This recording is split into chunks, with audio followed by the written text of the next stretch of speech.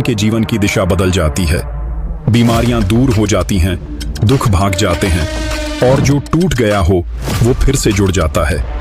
कैसे उसके दर्शन मात्र से हारे हुए को सहारा मिलता है।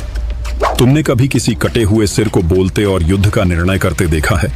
एक ऐसा रहस्य जिसे न वैज्ञानिक समझ पाए, न तर्क और न ही इतिहास की कोई किताब पूरी सच्चाई बता पाई। ये पूजा किसी भगवान की मूर्ति की नहीं, बल्कि एक कटे हुए सिर की होती है और लाखों लोग उस सिर के आगे माथा टेकते हैं। वो सिर किसी आम इंसान का नहीं, बल्कि उस योद्धा का है जो महाभारत युद्ध को बिना लड़े ही जीत गया। हैरान हो गए ना? यह वही सिर है जिसने पूरा महाभारत युद्ध अपनी खुली आंखों से देखा, जिसे स्वयं भगवान श्री कृष्ण ने युद्ध में भाग लेने से रोका और उसका सिर दान में मांग लिया।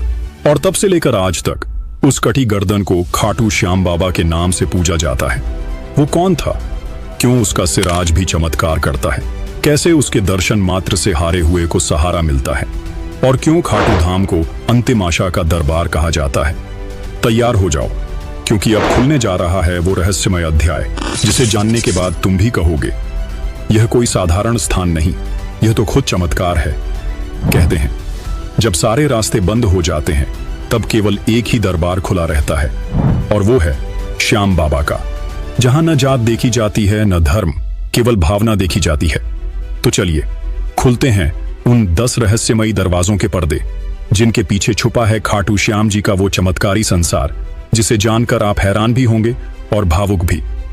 बारबरीक नाम से भले ही छोटे लगे, लेकिन ताकत ऐसी कि सिर्फ 3 बाणों से पूरी महाभारत समाप्त कर देता।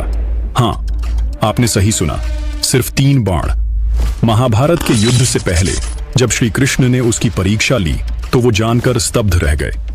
बारबरीक ने कहा, मैं एक बाण से दुश्मनों को चिह्नित करूंगा, दूसरे से उनका संहार कर दूंगा और तीसरे से बाण वापस बुला लूंगा। श्री कृष्ण समझ गए ये युद्ध का स्वरूप ही बदल देगा। तब शुरू हुआ वो रहस्य जो युगों तक याद रखा जाएगा। श्री कृष्ण ने युद्ध से पहले बारबरीक से पूछा, तुम किस पक्ष में युद्ध करोगे? उसने कहा, जो पक्ष हार रहा होगा मैं उसकी ओर से युद्ध करूंगा। यह सुनकर श्री कृष्ण ने मुस्कुराकर कहा, फिर तो तुम पूरी लड़ाई को ही पलट दोगे।